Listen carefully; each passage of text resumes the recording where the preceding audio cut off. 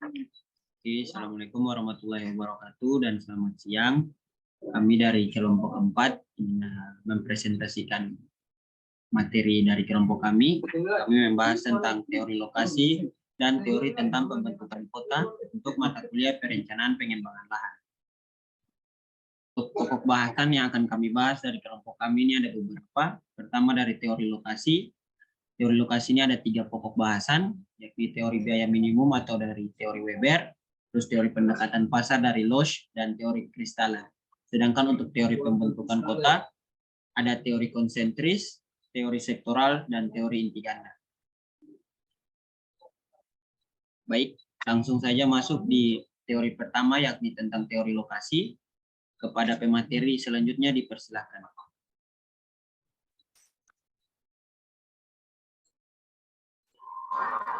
Teori lokasi yang kita tahu itu adalah ilmu yang menyelidiki tata ruang spasial order, kegiatan ekonomi, atau ilmu yang menyelidiki alokasi geografis dari sumber-sumber yang langka, serta hubungan dengan atau pengaruhnya terhadap lokasi berbagai macam usaha atau kegiatan lain, baik ekonomi maupun sosial. Tujuan dari mempelajari teori lokasi adalah melihat kedekatan atau jauhnya suatu kegiatan dengan kegiatan lain, dan apa dampak atas kegiatan masing-masing karena lokasi yang berdekatan. Dari teori lokasi terbagi atas tiga, yaitu teori Weber, teori logis, dan teori Presteller. Teori yang pertama yaitu teori Weber.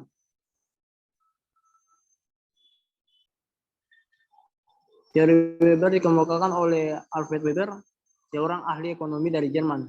Weber menyatakan bahwa lokasi setiap usaha menggantung pada total biaya transportasi dan tenaga kerja, di mana penjumlahan keduanya harus minimum, tetapi di mana total biaya transportasi dan tenaga kerja yang minimum. Kemudian dari teori Alfred Weber, asumsi yang dikemukakan yaitu 1 unit lahan, 2 beberapa sumber daya alam, dan 3 mineral yang terdapat dalam suatu lokasi. Dari berdasarkan asumsi yang dikemukakan Weber tersebut, maka terdapat 3 faktor yang mempengaruhi, yaitu 1 transportasi, 2 upaya tenaga kerja, 3 dampak aglomerasi atau deglomerasi.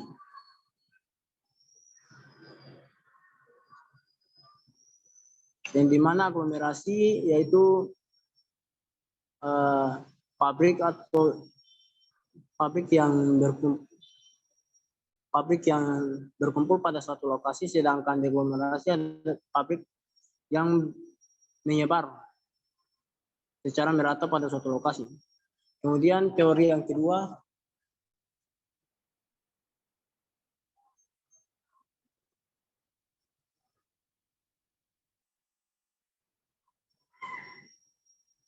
yaitu teori Lox yang dikemukakan oleh August Lox, menyatakan bahwa lokasi penjualan sangat berpengaruh terhadap jumlah konsumen yang dapat digarapnya.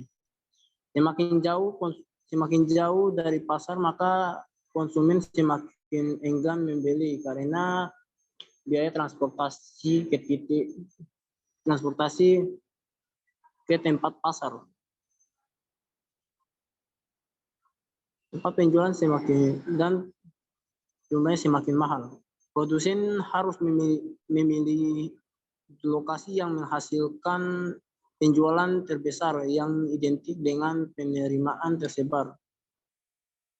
Dengan demikian, lokasi produksi harus berada di pinggir kota atau bahkan di luar kota. Tetapi dengan membuka kantor pemasaran yang ada di titik kota, yang dimana contohnya seperti para petani yang menjual barang-barangnya di kota, sehingga orang yang membeli tidak perlu datang ke lokasi petani, tetapi mereka sudah bisa membelinya di pasar.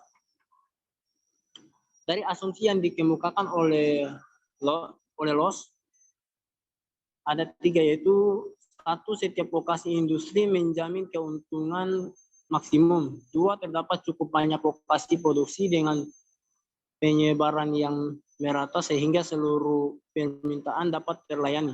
3, persaingan sempurna.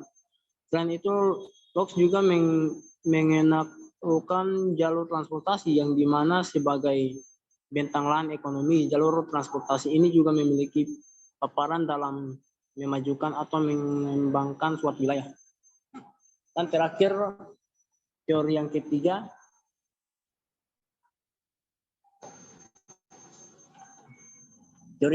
terakhir adalah teori Christaller yang dikemukakan oleh Walter Christaller sendiri, merupakan seorang geografis Jerman yang mengemukakan mengenai central place teori atau teori central place. Tempat yang sentral dianggap sebagai tempat yang bisa memberikan peluang kepada manusia yang jumlahnya maksimum dalam kegiatan pelayanan atau sebagai pihak yang dilayani. Di mana tempat sentral mempunyai hierarki pengaruh yang dibedakan menjadi K3, K4, dan K7. Yang bisa dilihat di bawah sini adalah teori Christaller. Yang pertama adalah yang warna titik merah, yaitu pusat kota, kemudian kota-kota yang berada pada titik merah atau pusat kota, kemudian market tower atau pasar, dan yang berikutnya adalah cilagi atau desa-desa, dan pada bagian bawah yaitu batas-batas dari wilayah-wilayah. Asumsi yang menggunakan dalam teori temperamental yaitu 1, teori yang datar dan tidak mempunyai batas. 2, penduduk yang tersebar secara merata. 3, setiap pemukiman mempunyai jarak yang sama. Sumber daya tersebut dan 4, sumber daya tersebut dengan merata. 5, ada mekanisme distansi dersi. 6, ada kompetensi pemurni sempurna di mana setiap penjual adalah makhluk ekonomi. 7, setiap konsumen mempunyai pendapatan dan juga kebiasaan berbelanja yang sama. 8, konsumen meminimalisir jarak yang harus dicapai. 9, tidak ada penjual yang bisa memperoleh untung berlebih ataupun memperluas wilayah pasar. Oke, setelah itu kembali ke moderator. Terima kasih. Oke, terima kasih tadi paparan yang telah diberikan oleh Saudara Aman selaku pemateri terkait teori lokasi. Nah, selanjutnya kita masuk di teori yang kedua, yakni teori pembentukan kota. Nah, kepada pemateri yang berbicara yang ingin menjelaskan teori ini, saya persilahkan.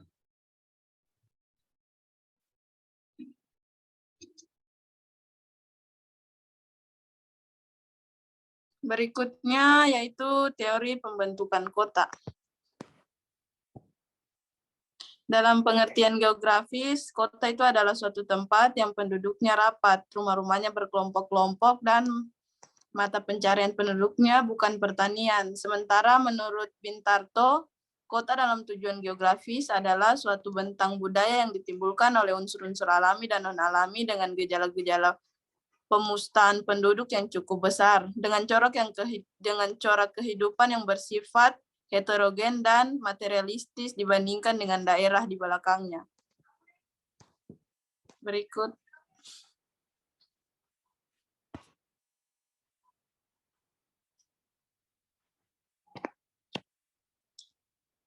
Yang pertama dari teori kependudukan ada teori konsentrik. Teori konsentris merupakan sebuah teori pembagian wilayah yang mana dimulai dari pusat perkotaan hingga pinggiran yang membentuk sebuah pola lingkungan atau seperti sebuah gelang.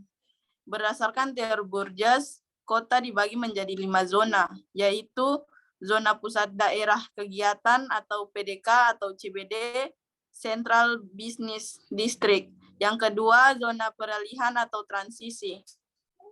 Yang ketiga, ada working men's homes atau kawasan pemukiman pekerja. Yang keempat, ada better residence atau pemukiman yang lebih baik. Dan yang kelima, zona penglaju atau commuters.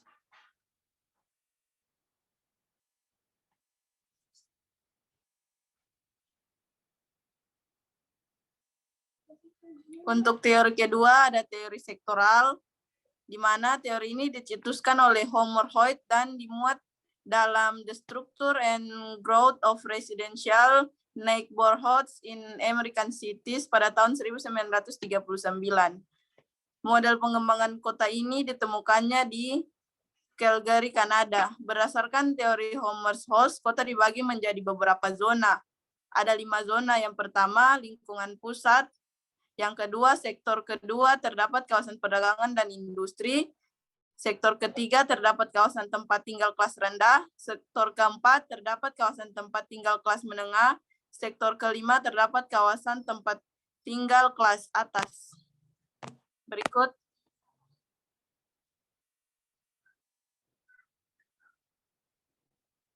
Teori yang ketiga yaitu teori inti ganda. Teori inti ganda dicetuskan oleh C.D. Harris dan F.L. Ullman dan diterbitkan menjadi jurnal berjudul The Nature of Cities pada tahun 1945. Berdasarkan teori yang dicetuskan, kota dibagi menjadi beberapa zona, yaitu pusat kota atau CBD, kawasan perdagangan dan industri, kawasan tempat tinggal kelas rendah, kawasan tempat tinggal kelas menengah, kawasan tempat tinggal kelas atas, pusat industri berat, pusat niaga, kawasan tempat tinggal suburban, dan kawasan industri suburban.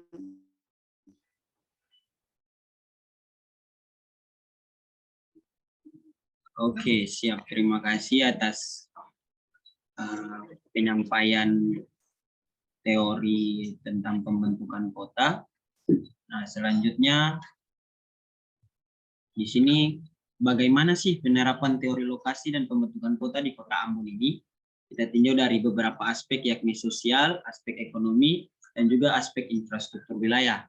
Nah, dari aspek sosial sendiri, aspek ekonomi sendiri, pertama dengan berdirinya mal-mal dan pertokoan-pertokoan di pusat kota atau pinggiran kota, di sini akan berdampak pada sirkulasi perkotaan, di mana ruang perkotaan menjadi terbuka luas.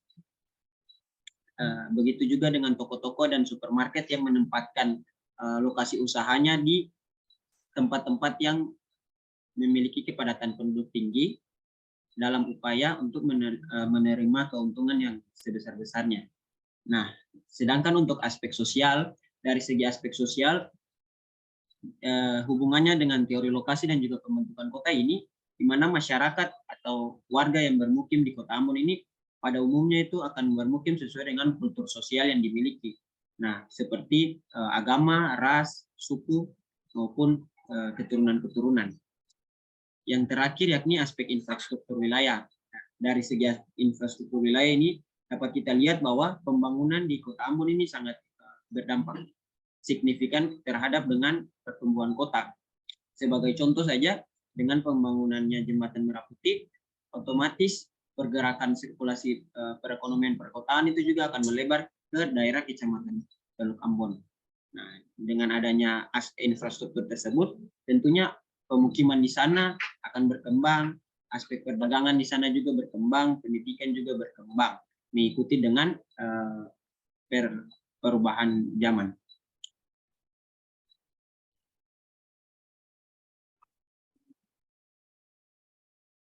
Oke, mungkin sekian dari paparan kelompok kami terkait dengan teori lokasi dan juga teori pembentukan kota. Lebih dan kurangnya mohon dimaafkan. Wabillahi taufiq wal hidayah. Wassalamualaikum warahmatullahi wabarakatuh.